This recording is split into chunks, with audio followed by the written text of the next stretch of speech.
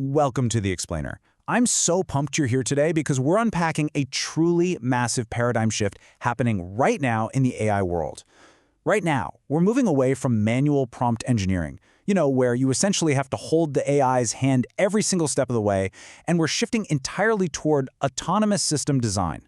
So get ready, because how you interact with AI, it's about to change completely. Okay, let's dive right into this. Boris Cherny, one of the top pioneers over at Anthropic, recently dropped this quote: "I don't prompt Claude anymore. My job is to write loops." The top AI developers out there are literally abandoning manual prompting. And why? Well, because we humans have become the bottleneck. Honestly, we just can't type, read, and check fast enough to keep up with what these models can actually do. So here's our roadmap for today. 1. Beyond prompting. 2. The robot vacuum. 3. The 6 core components. 4. Safe and verifiable loops. And 5. The hidden risks. All right, Section 1, Beyond Prompt Engineering. Take a second to just reflect on your current workflow. You type, you wait, you read, you correct. You are the actual mechanism stuck inside the loop. But we're moving from that old era of human in the loop straight into this new era of agent in the loop. So instead of pushing the AI forward step by step manually, loop engineering means you design a system that prompts the AI for you. You're no longer the typist, right? You're the architect of a totally self-correcting workflow. Moving on to Section 2, the robot vacuum analogy. To make this super technical architecture instantly intuitive, let's think of a loop kind of like a smart robot vacuum. You don't walk behind the vacuum pushing it over every single crumb on the floor. That completely defeats the purpose. Instead, you set its schedule, you define the boundaries of the room, and you just let it run. It observes its environment, acts, checks its own progress, and iterates autonomously until the room is clean. And that is exactly what an AI loop does for your digital tasks. Next up, Section 3, the 6 core components. Let's look at the anatomy of a loop.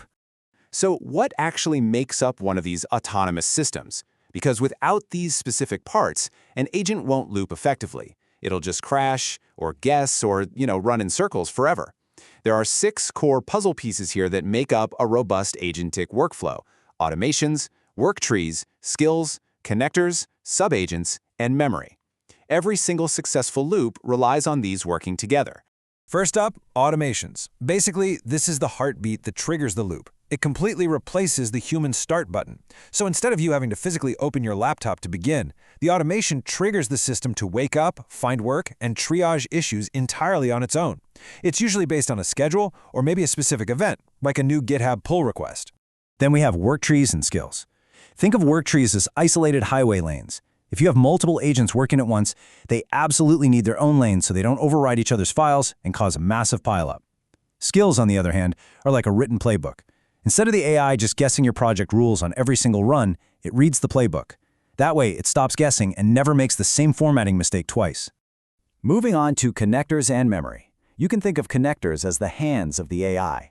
They plug the agent into the actual tools you use every day, like Slack or Jira. But, and this is crucial, AI models forget everything when a session ends. Actually, they forget literally everything. That's why memory is essential. It acts as an external notebook, like just a simple markdown file on your disk that tracks what has been done and what's coming up next between runs. And finally, subagents. Now, what's really interesting about this is the concept of splitting roles. You don't just have one massive AI doing the whole shebang. Instead, you have dedicated models split into highly specific tasks. So you might have one agent specifically for ideating and a totally different agent just for verifying the work. And that separation, it's brilliant. Why?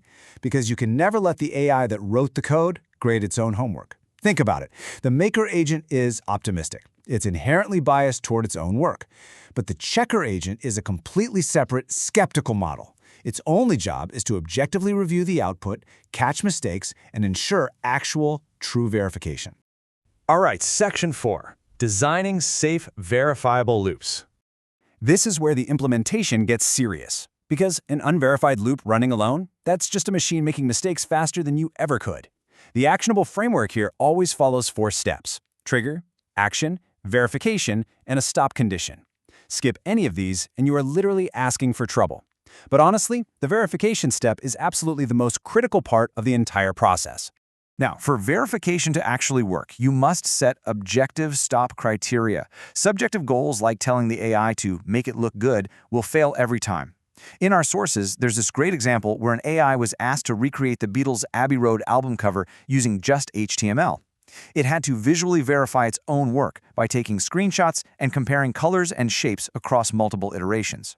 We also saw an AI generating YouTube thumbnails, where it was objectively checking clarity and visual contrast against a strict rubric. The point is, you need strict, checkable metrics, things like tests pass and the lint is clean. You also have to implement hard stops. Please always design these safety rails. An AI will happily iterate forever if it can't figure out how to satisfy a goal. It'll just keep going. You have to tell the loop something like stop after 15 tries or set a strict maximum token limit. Without those hard stops, your loop will just spin its wheels and drain your resources. And that brings us to Section 5, the hidden risks and costs. Sure, it sounds incredible to just hand over the keys and go to sleep while the AI works. But take a second to really consider this. What happens when a loop never stops? Imagine an unmonitored loop, just failing its verification check over and over again, trying to fix a bug for 4 days straight while you aren't even paying attention. The result is what developers call a token black hole. You see, multi-agent loops constantly consume tokens by reading massive amounts of context, calling tools, running tests. When they get stuck in an endless optimization cycle, they'll absolutely devour a normal user's cloud budget incredibly fast. To put that into perspective, $1 million. The sources point out that the founder of an AI startup called OpenDev actually uses over $1 million a month in credits to run complex loops. That is an absolute luxury that most regular developers simply do not have. You have to be super deliberate when designing these systems. But hey, the costs aren't just financial, right? They're cognitive too. This is known as comprehension debt. If you let a loop ship code too quickly while you sleep, you'll eventually wake up to a project that you can no longer read, understand, or fix. The gap between what the codebase actually does and what you personally understand just widens every single time the loop runs without your review. So the crucial point is this. 2 people can build the exact same loop.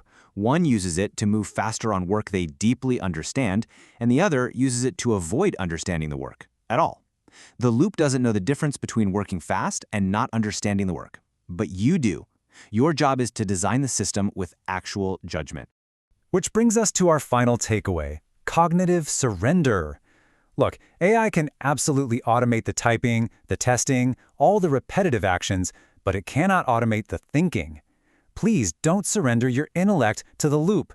Step up, be the system designer, and use this incredible technology to amplify your own understanding. What will you choose to automate, and what will you choose to keep for yourself? Think about that for a bit. Thanks so much for joining me on this explainer, and I'll catch you next time.